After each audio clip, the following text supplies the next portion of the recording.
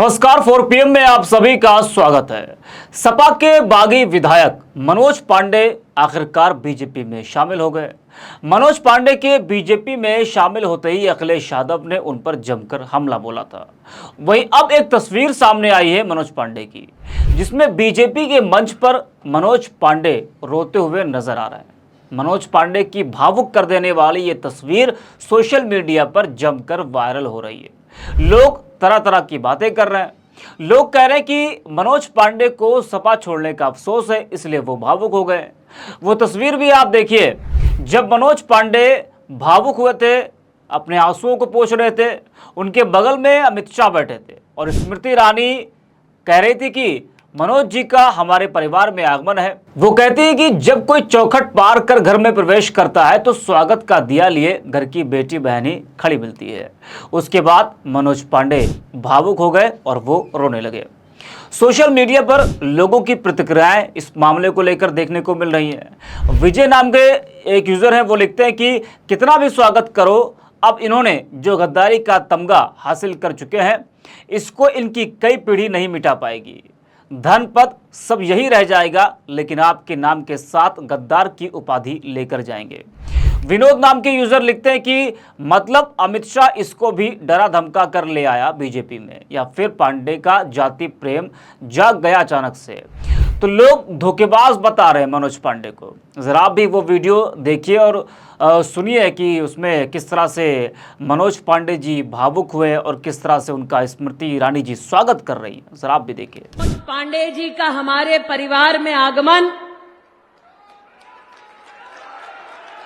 हमारी संस्कार, संस्कृति, सभ्यता रही है भैया, कि जब चौखट पार कर कोई घर में प्रवेश करता है तो स्वागत का दिया लिए घर की बेटी बहन ही खड़ी मिलती है।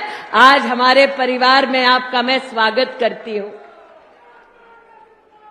तो देखा आपने किस तरह से मंच से भावुक होते हुए नजर आए सपा के बागी विधायक मनोज पांडे, जो कि अब बीजेपी में शामिल हो गए। बता दें कि मनोज पांडे रायबरेली के ऊंचाहार से विधायक है। राज्यसभा चुनाव में उन्होंने क्रॉस वोटिंग कर सपा से बागी होने का संकेत दे दिया था। इसके साथ ही उन्होंने मुख्य सचेतक पद से इस्तीफा दिया था। वह पिछले 2 महीने से सपा से दूरी बनाए हुए थे। 12 मई को चुनावी रैली के लिए रायबरेली पहुंचे अमित शाह ने मनोज पांडे के घर जाकर उनसे मुलाकात भी की थी। वहीं अब आधिकारिक तौर पर वो बीजेपी में शामिल हो गए।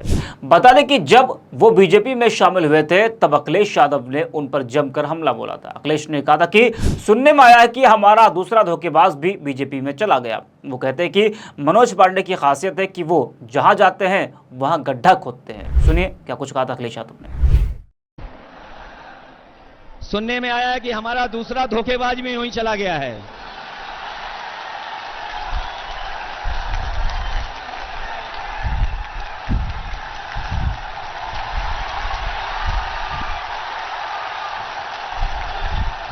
और ये जो अभी अभी गया है धोखेबाज, उसकी खासियत है, जो अभी अभी धोखेबाज गया उसकी एक बहुत अच्छी खासियत है कि वो जहां जाता है वहीं गड्ढा खोदता है। इसलिए सावधान हो के नहीं हो। आपके एक वोट से लाखों वोट से तो राहुल गांधी जी जीतेंगे ही जीतेंगे, लेकिन इन धोखेबाजों से भी हिसाब किताब होगा।